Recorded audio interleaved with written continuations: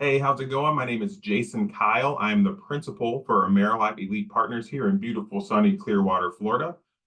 Today, I want to go over a concept called Your Family Bank and talk about the 7 steps to really improving your life from a financial standpoint using this program. Now, Your Family Bank is not a traditional bank. It's a concept that's kind of used from a lot of different people over the years. Thousands of clients have taken this upon themselves and gone through this program. And so I'm going to talk a little bit about today about this concept and how you can utilize it in your personal life. All right. So before I get started into the 7 steps, I do want to ask you 2 quick questions. My first question is, are you 100% sure you're going to have a great retirement, or do you have some doubt? And then after that, I would say is, what if I could show you how to get completely out of debt, including your mortgage, in 9 years or less without paying any more money than you are right now? Well, if you want to find out how this works, stick around and we'll go over this in our 7-step program today.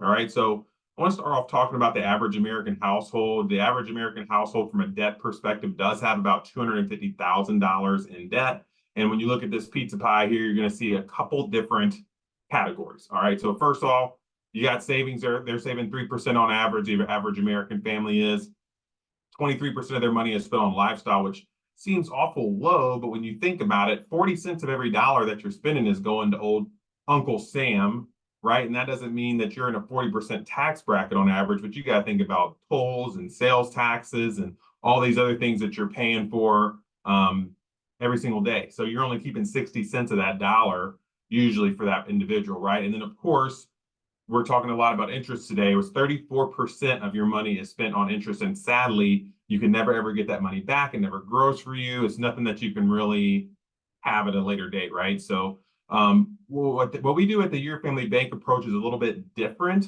Okay, most financial advisors are going to talk to you so much about saving more money and saving more money and saving more money, which is definitely important. But when you're living off of only 60% of that money, and then another 34% of that is going towards taxes, towards interest, it's hard to save more money. So the Your Family Bank approach, what we do is we really try to decrease how much money you're paying in taxes, decrease how much money that you're paying on interest, so that you have more money, yes, for savings, but more importantly to me, because I like to have a good time, I don't know about you, I like to have a good time, is spending more money on your own personal lifestyle, doing the things that make you happy before that you retire, right? It's a very important thing, okay? So this first step of our 7-step programs is the knowledge, right? And just like anything, you got to enact it for it to do you any good. Reading the book doesn't help unless you do what it says. So the knowledge, really, our program is going to show you several of things, right? My favorite here is, of course, decreasing taxes. I think it's very important that you still pay your fair share, but not more than that, right? Use the rules to your advantage. And so that comes into play with tax throughout your life, as well as having a tax-favored retirement outcome. And then, of course, once you have less money on interest from paying off your debt, you can use it for things like improvement of cash flow, saving up money for college, whatever you want to do. It's your money, right? Let's let you use it. So again, when we talk about the average American household, the average American person right now is really bringing home around $2 million in their lifetime. Okay, $2 million in their lifetime, and I think it's kind of going up if you ask me right now. But sadly, they're only saving $60,000 is their amount of assets that the average American has upon retirement. And that, yes, that does include the equity in their home.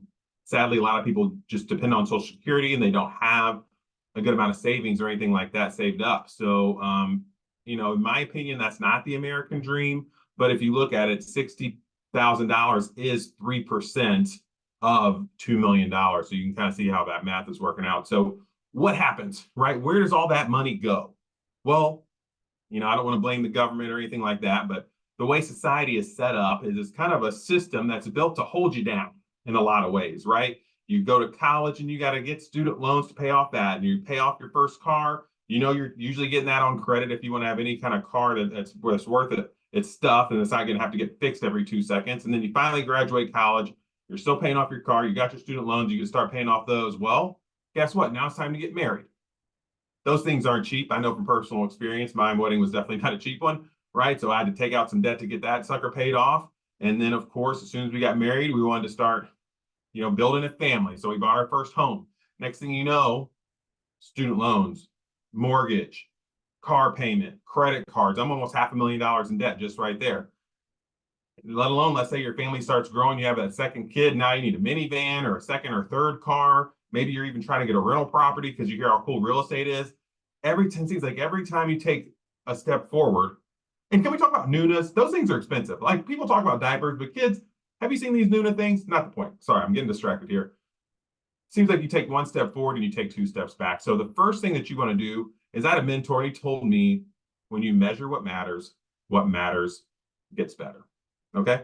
So make sure that we're measuring what matters, and that's really looking at your cash flow. So the first step that we want to do when we work with our clients on the Your Family Bank approach is really, we have a spending tracker that we use. Now, of course, you can use your cell phone and fill this out pretty quickly if you have any, like a bank or credit card app or a budgeting app on your phone. That, mine usually just comes like on the banking app. It'll show me what I'm spending my money on, right? I can scroll through and see what they are. But we really want to look at where your money's going and making sure that you're using your funds that you're earning out there effectively and efficiently, right?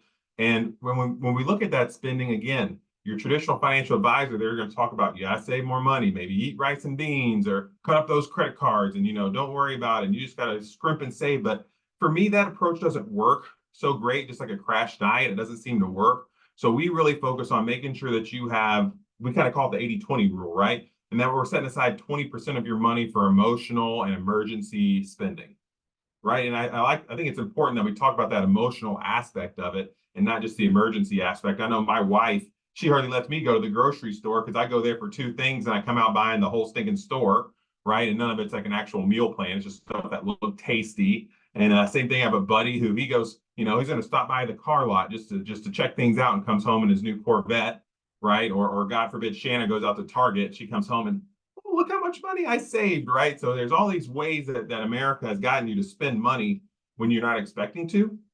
Also, God forbid that you have a tough day or a tough week and you want to stop and get something on the way home, or you want to take your wife out or husband out to dinner or go on a vacation unexpectedly to kind of alleviate the stress of everyday life. So we got to really make sure that we're setting aside money for that emotional and emergency spending, not just only having that regular emergency account. So again, I'm kind of sorry, I'm harping on that a little bit. We'll keep it moving here. How do the banks make money, right? How do the banks make money? Well, two things. One is that they're actually, the Federal Reserve gives banks the ability to loan out every dollar that they have on their books. They can loan it out up to 7 times. So they have that into their advantage. But then the other thing that they're doing is they're holding on to your money. Maybe they're paying, if you have a checking account, you're getting no interest most of the time. There are some interest-bearing checking accounts. I know I got one. Savings accounts, they're not giving you much of interest either. Maybe you got CDs and things like that, but they're paying minimal interest out to the people who actually put their money in the bank. But then when they give out those loans, they're charging a much higher interest rate, rather than that's a mortgage. Yeah, those are usually pretty decent interest rates. But what about just a credit card from the bank or a personal loan, right? They could be charging 15, 25, 30% on these deals, and they're only handing us 1 or 2 or 3%. So they're getting the money on that spread, right? They're holding on to the money, and they're making money off of that spread. Okay, so that's kind of how the banks make money, and they shoot over and over and over again. And I'm not sure about your hometown, but I see a bank on every corner, and let's be honest, they don't really make anything. You may get a lollipop when you deposit your check in the checking account or something like that, but you're not really getting anything from those. But yet they're very profitable because they're on every single corner, and they have huge offices downtown where I know the real estate prices are not cheap. Okay, so that's about how the banks make money. Let's talk a little bit about debt and how important it is that minimizing debt can increase your cash flow and increase your financial plan, like increase what you can spend your money on, right? So instead of just telling about it, I want to tell you a story of some clients. Their name are Mark and Joyce, and these are not their real names, but they are real clients who work with Your Family Bank. And this is a regular middle age, kind of middle income family, right? They're making good money. The husband and wife are both working. They got a couple of kids. Unfortunately, they don't have any college savings as of yet, but they do want to do kind of what most people want to do, right? They want to increase their retirement income. They want to take care of their kids for college. They want to reduce their debt and get their spending under control. So we sat down with this family, and just like I said before, the first thing that we got to look at is their spending tracker and look at what they've done so far. So when we look at their current savings, they had two major savings accounts. One was their emergency fund, right? It looks like they got about a month of income saved up in their emergency fund so far. They're putting 25 bucks a month in that puppy. And they also have their 401k at Fidelity, where they're putting around 300 bucks a month in there and earning a little bit of interest on that deal with their 401k. Very good, very common family that we see very similar people like this. Now, that's what they got in their savings. That's what they've saved up so far. Right now, let's look at the other side and let's look at the debt that they kind of owe up to this point. So, they got their credit card debt. We got some furniture that we purchased here. Mark and Joyce did. They got their car loan, and it looks like their mortgage is kind of making up the majority of their debt. 153,000 of the 180,000 they are in debt is that mortgage, and they're at a 6.5% interest rate on that deal. So it's pretty good, pretty common here. And as you see adding up, it's only around 10% interest rate total is the amount, and that they're spending $2,177 servicing that debt, paying that stuff off that they use every single day, right, to keep their family in motion. So let's look at it in a big picture way. Let's look at the overall scope of what we got going on here. So we have $180,198 in debt. And again, their average percentage on that debt was 10%. However, when you look at how much money they're going to pay over the 30 years to pay off that home and get out of debt, they're going to pay $157,000. Let that sink in. That's almost 200 grand more than they owe. They're literally paying more money in interest than how much money they owe over that 30 years by getting that 10% tax on every month. Right? A lot of people don't think to look at this, especially on that homes, when they're seeing how much are they really paying in debt. So let's look at their other stuff again. We looked at their debt. Let's break down their retirement plan again. They got around $36,500 in their current savings plan. They're making $300 a month contributions. They're earning 5% interest, and they're in the 25% income tax bracket currently. Now, of course, I don't know what tax bracket they'll be in when they retire, but let's say they stay in the same one and they're paying 25% in taxes. That means that they'll have $408,890 saved up in their retirement plan. However, they will only be able to utilize $306,000 because they got to pay taxes on that money when it kind of goes back out, right? That's how it works on a 401k. It's a traditional 401k. You got to pay the taxes when you get the money. You got to pay them sometime. Uncle Sam ain't gonna let you get away from paying your taxes, is he? I didn't think so. It'd be nice. He's gonna get that money on the front end or the back end. So let's look at what we were kind of able to accomplish with Mark and Joyce when they went through the Your Family Bank strategy here. First of all, we were able to get them completely free, including their mortgage from their lenders in less than 8 years at 7.8 years, which saved them a total of $122,739, which is cool. Don't get me wrong, it's a big chunk of money, but I think almost more impactful to me was that they freed up that $2,000 a month, right? And then if they put that money into retirement and save that $2,000 towards retirement, that gives them a total of $1,004,387 in their retirement account once that they hit that retirement age. So again, let's compare what they were doing already, putting that money in the 401k, as to with the family bank strategy that we're putting that same 300 bucks into the family bank instead of that traditional 401k. Okay, so after taxes, they get 306,000, whereas this deal with the family bank, this is tax favored retirement income. So they won't have to pay taxes on this income when they pull it out.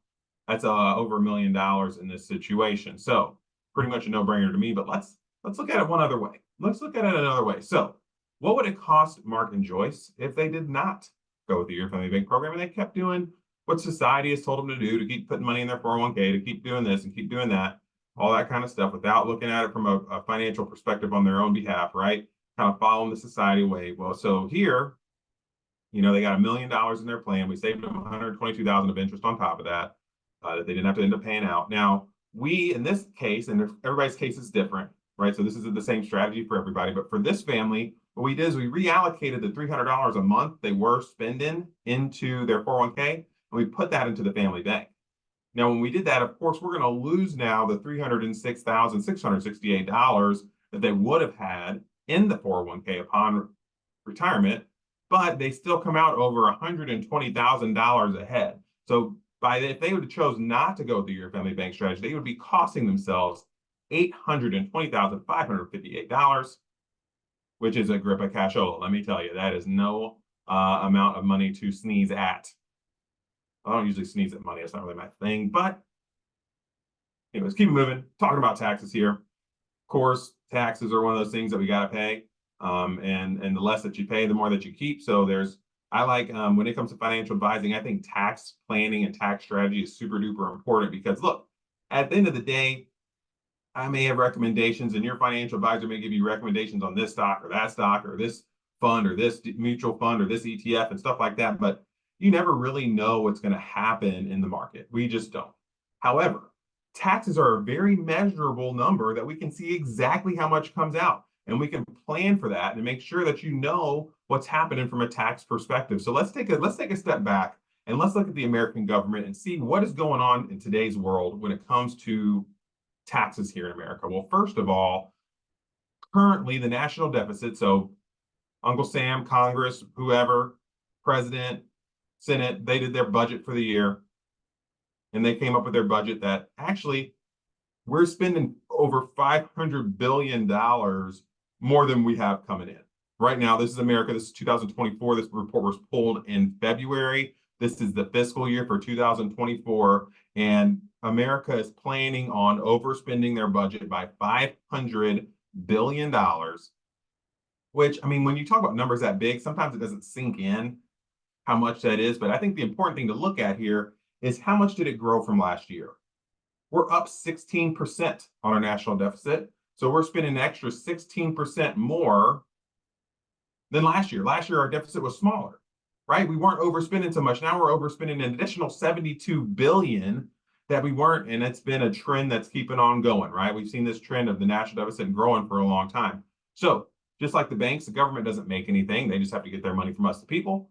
So they have to tax us. That's how they get the money, right? And so if you look at this slide really has two things on here. This is from H&R Block. So if you want to Google it, you surely can. But you got two things on this slide. One, that green line you can see kind of goes up way up here, and then kind of comes down here. That's the top tax bracket. That's what Bill Gates, Elon Musk, all these people, that's what they're paying in taxes. That top tier tax rate kind of was up. As you can see, it's crazy. It was actually up in the 90s there for a while back around World War II. And now it's kind of down to the 40s, 40-ish, 30-ish, 40-ish range for that top tier tax bracket, okay? So that's what the rich people, that's what the richest of the rich people are paying in taxes. Now, what's that orange line, Jason? So glad you asked. The orange line is how much revenue that Uncle Sam is receiving from the everyday people, me and you, right? From the middle class. So if they're, people under the poverty line, you're making less than 24 grand, you don't have to pay any in taxes, at least federal taxes. Still got to pay sales tax and stuff like that, but no real taxes. The rich people are paying that amount, but the orange line keeps going up. So where are they getting that money from? The middle class, folks. That's where they're getting the money from. Are they going up or down? Well, let's take a look. Let's do an unofficial survey here. Let's look and see. Okay, so in the future, with that in mind, with the tax being here for the rich people, with the tax amount of money coming in, how much money do you think you'll be paying in taxes in the future? Well, we asked a lot of people this question, and what we found is that most people think taxes are going to be higher in the future for them than they are right now, okay? And so with that in mind, if you think taxes are going to be higher in the future, is it smart to wait till the future to pay your taxes? Or is it smarter to pay your taxes now when they might be low? Hard to say, right? Up to you, right? And then more importantly, when should you really start planning on taxes? When should you start considering the implications that taxes are going to have in your personal financial plan? Well, the answer to that, obviously, is right now. You need to really consider that every step of the way because they're coming just like death. Taxes are going to be there. So I want to look at something different, okay? So now we're talking about taxes when it comes to a retirement account. Now, there's tons of different retirement accounts. You've got 401k, IRA, pension, annuities, all these different things that are retirement account or retirement vehicles. But instead of calling them by their traditional names, I want you to think about them from a perspective of the taxes. Okay, I want you to think about it from the perspective of the taxes. And if you have a taxed account, This is an account where you pay taxes going in, you pay taxes coming out. What would that be? A home. What would that be? A brokerage account. You put your money in Robinhood, you buy a bunch of Tesla stock, you go buy a property, rental property, and you pay the price for it. That's you're using after tax income to pay for that, right? Well, once that assets grow, even a piece of art, something like that, right? You buy that with after tax income, the price goes up, you sell it. Well, you're gonna have to pay capital gains on that difference. So anything like art, anything like collectibles, anything like a house, anything like a brokerage account, Robinhood or Charles Schwab, that's a tax account. You're gonna go tax in, tax out. So what we did is we looked at 3 different scenarios. If you had a $10,000 investment and you just let it cook for 28 years, you're in a 25% tax bracket, same tax now and tax later. We kept the tax bracket the same, earning 7% interest. With a traditional brokerage account, with a home, something like that, you're looking at $41,900 from that 10,000, which, hey, that's a lot more money than 10,000, not bad, right? But when you look at, let's say if we would have put that in a 401k, a traditional tax deferred 401k, a simple IRA, something like that, where you are, you don't pay taxes now, but as it grows, you pull the money out, you're going to pay taxes when you receive that money, right? Well, what's that going to be? You're looking at $49,866. And of course, you get a tax-free account. If for somewhat magic of planning and following the rules legally, but you didn't have to pay taxes in and you didn't have to pay those taxes coming out, you're looking at almost $67,066,488. So obviously, I'm not saying you don't pay taxes, but you got to pay the taxes, but you can plan. And you can make sure you're sure that your retirement plan is tax favored, and there's a way to make more money off that same amount of money if you play your cards correctly. So let's keep it on moving. We're on step 5 now. Risk. Risk. What do I mean by risk? Well, there's a lot of things that can happen, right? We talked about taxes. We don't know if they're going to be higher or lower. Inflation. It's out of control right now. We all know this. At least we're not in like Argentina or Venezuela or something like that where it's really bad, but it's not so great here, right? Okay. Like I said, I'm over here in the Tampa area, Clearwater. My office, my home is in Tampa, and the housing costs are just going to the moon, right? They are going up and up and up. So you got all that kind of stuff going on, let alone if you get sued or there's some fraudulent, right? Bernie Madoff with your cashola, whatever it might be. That's the stuff that people a lot of time think about when it does come to the risk. But a lot of stuff that people don't think about are what happens if you have an emergency? What happens if there's a disability, a death in the family? What about all these other things that could keep you from making that money that you're supposed to be making, right? You got to really prepare for all of these eventualities. And yes, your family bank strategy does have contingencies in place for just that stuff. That's why you need to have a good planner. All right. So let's look at the big picture. Let's look at the big picture. When you're working with your family bank representative, here's what I can tell you. Just like if you're planning a vacation, you're planning a road trip. I'm here in Florida, right? If I'm going to California or if I'm going to New York City, I got to plan a different trip, right? So when we're dealing with the family, when we're helping you out with coming up with your financial plan, we got to know a couple things like, right? Like, what's your destination in retirement? What year are you trying to retire? What age? How much income do you want to have during retirement, right? And so once we have that, we can figure out, well, how much money do you need to be saving every single month so that you can get there? And then more importantly, once you have that number, is how can you possibly afford to do that while still living a good life and enjoying your family time? So I think a lot of financial advisors, what they really focus on is that accumulation phase. They talk about save that money, put it in this stock, put it in that stock. And yes, that's important. But we also want to look at a couple other phases of your money's journey, right? Step 1, we want to make sure that we are maximizing the efficiency of the dollars that you're getting.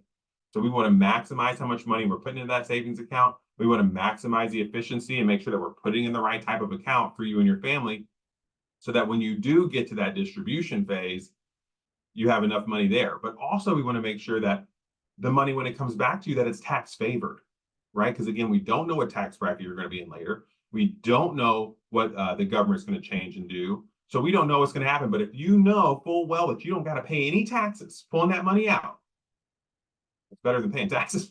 I mean, come on, right? A 0 is a magic number. If you're paying 0 in taxes, and there's a lot of easier math to kind of figure that deal out. So what are the benefits of this plan? I'll let you read the screen a little bit here, but everybody knows that one of the main things that families and husbands and wives argue about is money, right? They're arguing about it, and it's a stressful scenario. And, if I know they say the love of money is the root of all evil, but money's kind of like oxygen. If you don't have it, it's a bad, bad day. You really got to find a way to get that stuff. So by increasing your savings, by increasing your cash flow, a lot of that times that relieves a lot of the stress that comes with life, really. So again, what does that relief look like? We're talking about saving this family double their money, right? They were going to pay, they're paying double their money because of the interest rates. We want to get away from that. We want to follow the path, get out of debt as soon as possible, save that extra interest rate, put that extra money in retirement, and have that tax favored retirement for you and your family. So it's up to you, right? Most people see this and they think, I want more information about that. So we're going to get to that. But again, trying to make sure I covered all my bases here. We talked about the knowledge. We talked about improving cash flow and the spending tracker. We talked about reducing debt, right? And how important that debt stuff is. We talked about reducing taxes. Talked about the risks that you might run into. We talked about the big picture, but we missed with the 6 steps. Jason, you promised me 7 steps. You promised me 7. Where's 7? 7. Again, it's up to you, right? It's your decision. We can talk about this stuff all day, but if you don't put that plan in action, it's not going to help you out, right? So my suggestion to you is get with a certified financial planner. Get with somebody to help you with this program or any program, right? I highly suggest Your Family Bank Certified Professional. This is a great concept. Again, I've seen a lot of different concepts, seen a lot of different stuff. This is a great, great way that everyday American families can help themselves get out of debt, increase their cash flow, and have that extra money for retirement in a tax-favored manner. So get with a specialist today, or watch some more videos and just kind of think about it and don't do anything. Up to you. But the answers are out here, folks. It's up to you to learn about it and take that knowledge into action. See you at the top.